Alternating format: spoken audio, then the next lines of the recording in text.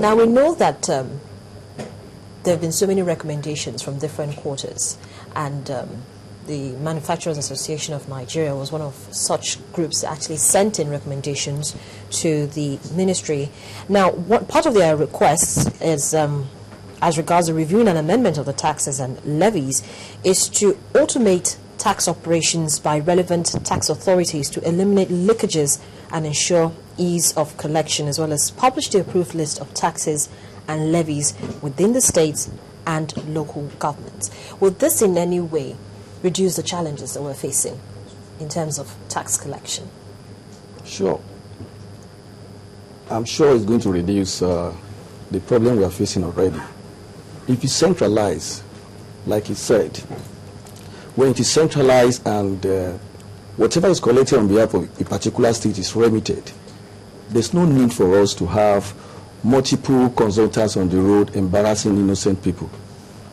There's no need. So if it is centralized and the federal government is able to remit to each state what is collected on their behalf, like the issue of VAT that we're talking about, the issue of VAT is centrally collected and it's being distributed.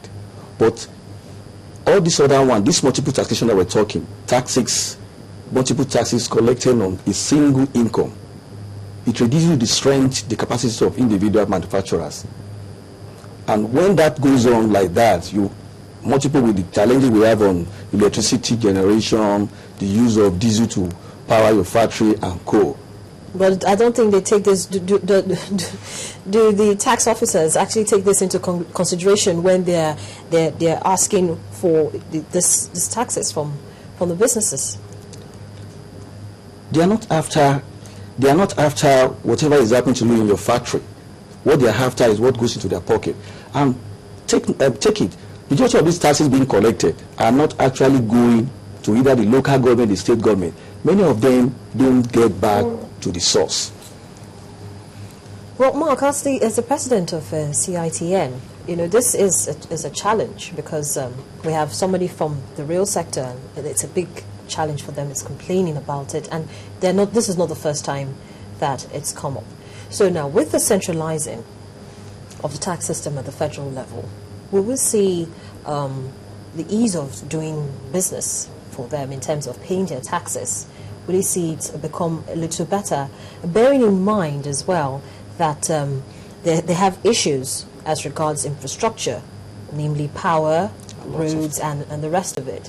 So why won't that be taken into consideration when asking such businesses to pay their taxes? Well, something that will be a challenge, but let me just step back a little bit. This taxes and levies approved list of collection, Act, well, actually have been a law since 1998, right, in the twilight of the military, regime, 1 year to the end of the military regime, and given our command structure, under the military regime, you would expect that there has to be compliance. 1 year down the road, we don't have democratic dispensation, and then of course everybody has to assert its independence. So the law has been there, but observe more in the breach. But of course there are some issues that states have raised. One is that the list as it is presently constituted is not exhaustive. So there are some kind of alignment issues that need to be brought to bear on that list. And remember, the law says taxes and levies. Most of these things we're complaining about are not taxes, but user charges, for people paying for services or utilization of particular facilities. But then the issue is we need to still streamline them.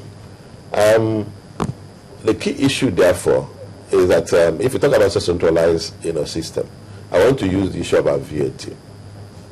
Even though it said that the value tax is supposed to be for the states, but given the nature of the VAT, that there's an input-output mechanism. If you are going to be the consumer, you bear the burden of the VAT. But if you are not going to be the consumer, you are only a trader. You buy for resale. You must recover the VAT you paid when you bought the good, at the point of sale.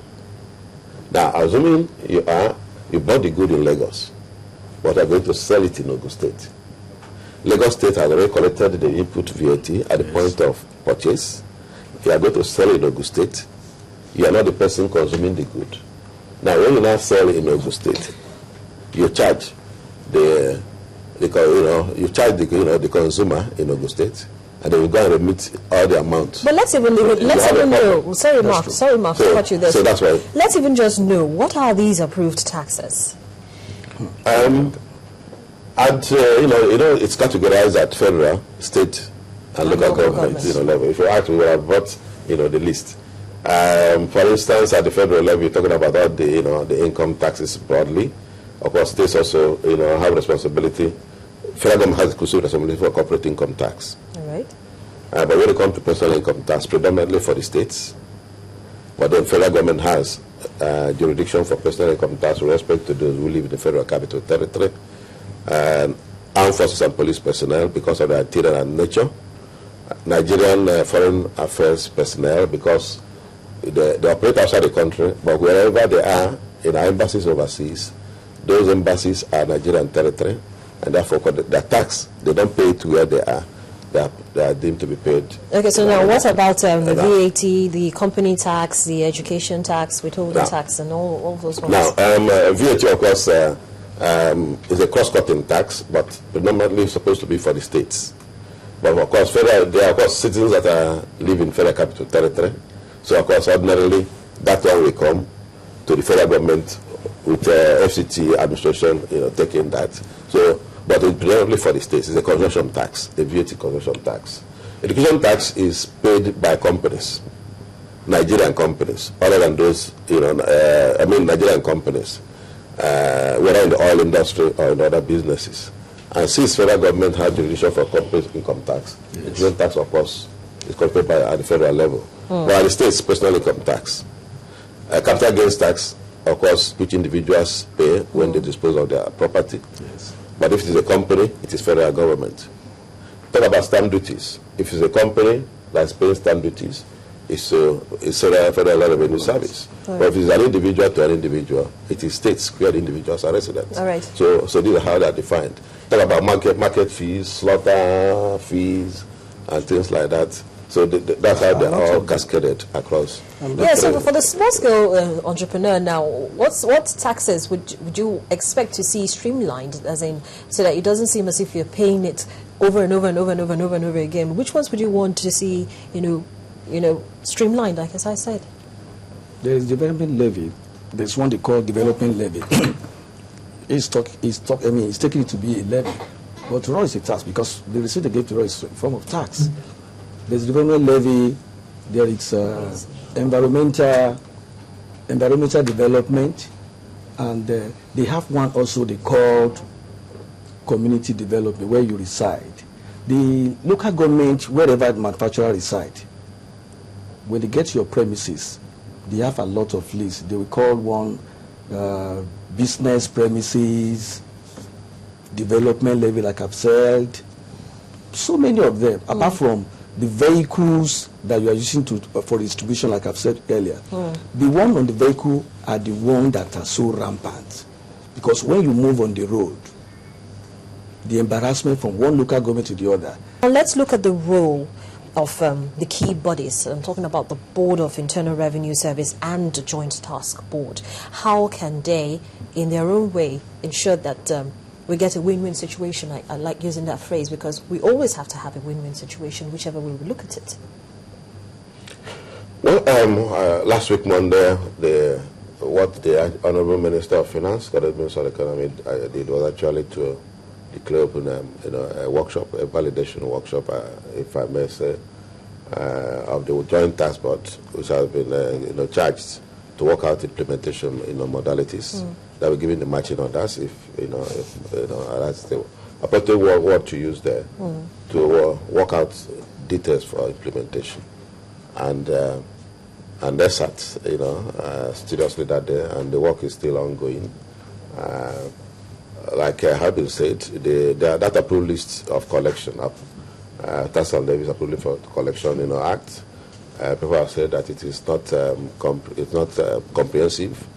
There's a lot of alignment difficulties. An example was given, for instance, one state said the state internal revenue is talking about registration of business premises, and local government is talking about license. And the small scale business is complaining. So the issue now is that you're talking about license for business premises. The other one talking about registration of business premises. They're all the same thing, and therefore such taxes must be rationalized. And an example of what Lagos State has done is should be a good example. And River State is already working on their bill. They did their own equivalent of approval list for collection for Lagos State, and it has been passed by the Lagos State House of Assembly, whereby it's like an MOU that why should all of us go out in the market and start chasing everybody. This one chasing the same person, the other one chasing the same person. At the end of the day, everything is hitting on the same pocket. So why don't we now streamline these things for some taxes that are not exclusive to a particular local government or levies?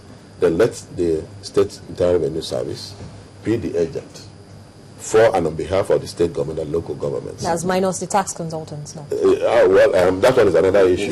then when that tax is collected, then all those who are entitled, it's, both the state and local government are entitled to what is collected, will get their own share, rather than all of us pursuing the same taxpayer. So that's an example, and that is what was done at the federal level, which is this. The issue now is not just approval for collection, but getting only a single person who is better positioned to collect for our own behalf, and thereby, kill that urge for everybody to be out there chasing the same human being. Okay, so on looking at the direction now the federal government is taking, are we on the right path? Certainly, yes. What has always been lacking is having the will, and once the will is there now, and I believe it is there, because they have been taken to the highest level of government, and they have given the marching orders, and once that political will is sustained, I believe we'll get it right. So, Ayade, you share his sentiments? Yes, I think I do. So, if all the taxes that we have, if they are streamlined, and if the one that are impeding the progress of manufacturing in the country are streamlined, the manufacturers are ready to pay tax. They are ready. Well, thank you so much, gentlemen, for joining me on the program this beautiful Monday morning. It was very interesting having the conversation with you. Thank you very much.